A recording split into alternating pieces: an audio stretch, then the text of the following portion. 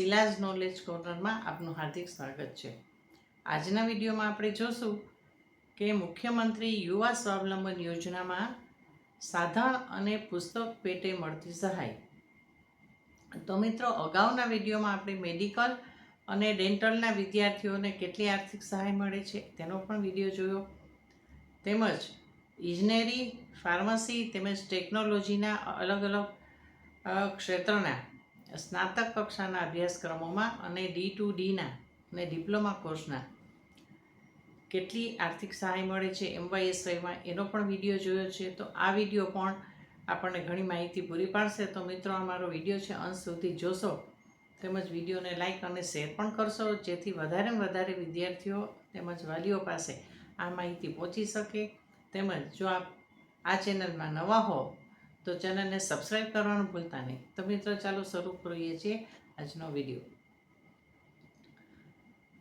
તો મિત્રો, ઉચ્ચ શિક્ષણ માટે સ્નાતક કક્ષાના જે અભ્યાસક્રમો છે તેમાં સરકારે વાલીઓને રાહત મળે તેના માટે આર્થિક સહાય તેમજ પુસ્તક અને સાધન સહાય માટેની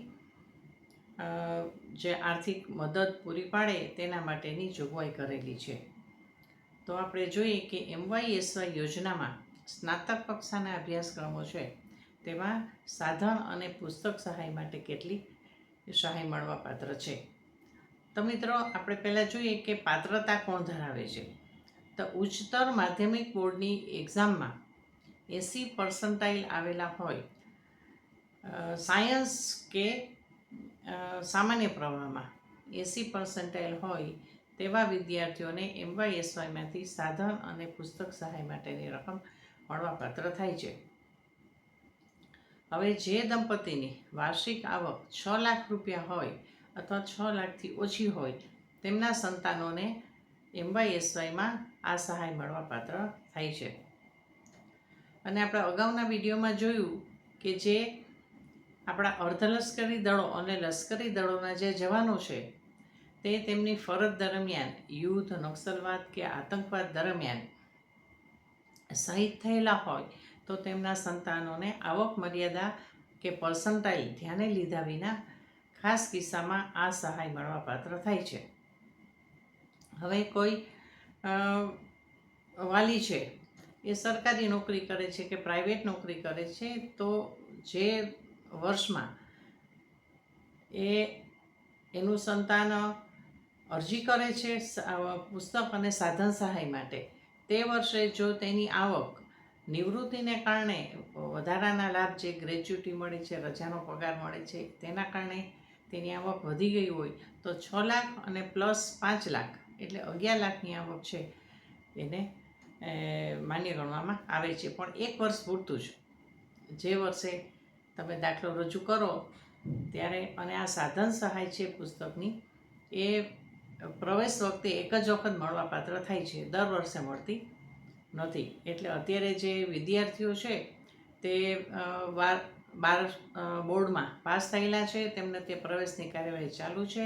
તો MYSYના પોર્ટલ ઉપર જઈને અત્યારે તમે અરજી કરી શકશો અને પોર્ટલ વારંવાર જોતા રહેશો।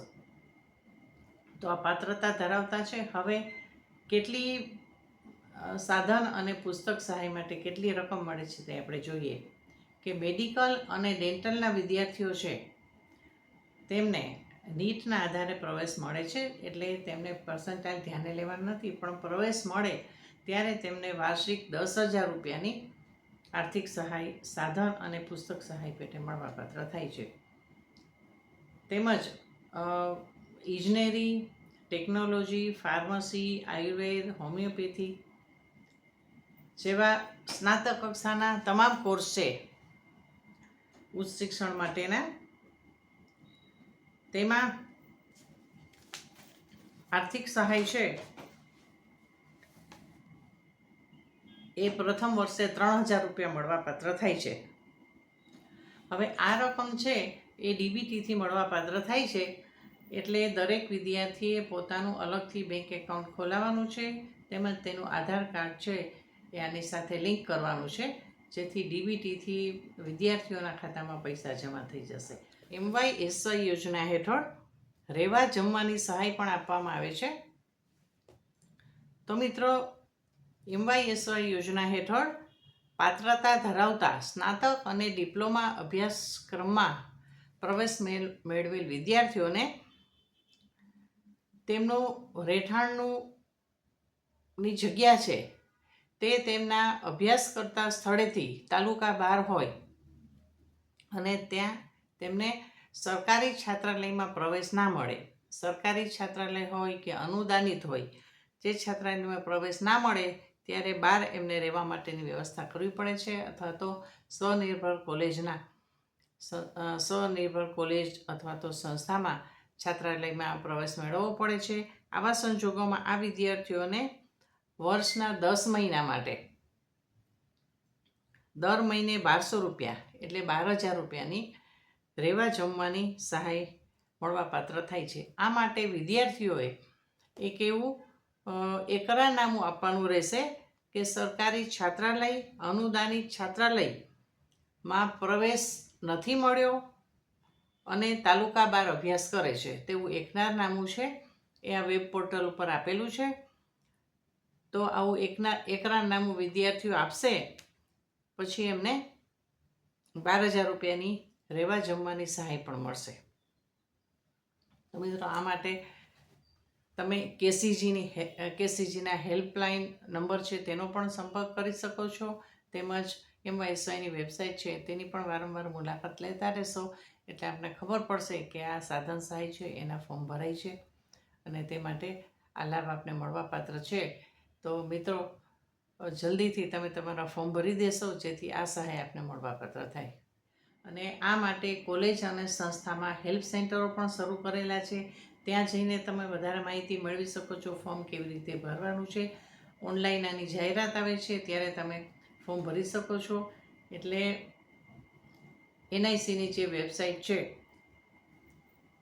MYSYની, MYSY.gug.nic.in આ વેબસાઇટ છે એની ઉપરથી તમે એ પોર્ટલ ખોલશો એટલે તેમાં તમને પ્રવેશ વખતે જે પુસ્તક સાધન સહાય મળે છે તેનું અરજી ફોર્મ હશે એ ડાઉનલોડ કરી લેવાનું છે. પછી પૂરા તમારા જે ડોક્યુમેન્ટ્સ છે એની સાથે હેલ્પ સેન્ટરમાં જવાનું છે અને હેલ્પ સેન્ટરમાં જઈને તમે ત્યાં તમારા દસ્તાવેજ સબમિટ કરી દો એટલે એ મંજૂરી માટે જશે અને પછી વિદ્યાર્થીઓના ખાતામાં સહાયની રકમ છે જમા થઈ જશે.